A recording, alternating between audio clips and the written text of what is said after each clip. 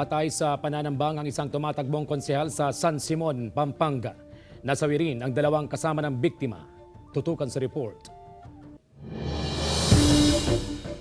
Pinagbabaril ng mga hindi pa nakikilalang sospek ang SUV na sinasakyan ng tumatakbong konsehal sa San Simon, Pampanga na si Rogelio Salvador Jr. sa Bambang Road, Barangay San Miguel. Patay si Salvador at ang kanyang driver, pati ang isa pa nilang kasama. Si Salvador ay dating chairman ng Barangay Concepcion. Bumuo na ang PNP ng Special Investigation Task Group upang tutukan ang kaso. Ang ginagawa natin yan is itinerary ng mga biktima sa araw na yun. No? Kasi definitely kung magkasalubong, merong spotter yung mama. So kung may spotter yun, makikita natin yun sa mga CCTV footages na iniikutan namin. Maaga pa raw upang sabihin na election-related ang insidente. So ngayon, although si Mr.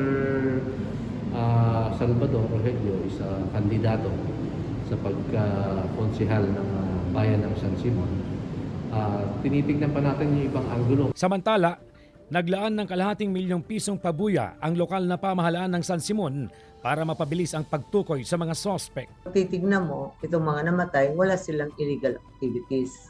Parang inambush sila. Hindi mo naman masasabing mistake kasi masyado talagang brutal. Hindi contented sa isang barel o tinagtad talaga ng bala. Patuloy ang investigasyon ng PNP para malaman ang motibo at kung sino ang nasa likod ng pamamaril. CJ Torida, Balitang Amyanan.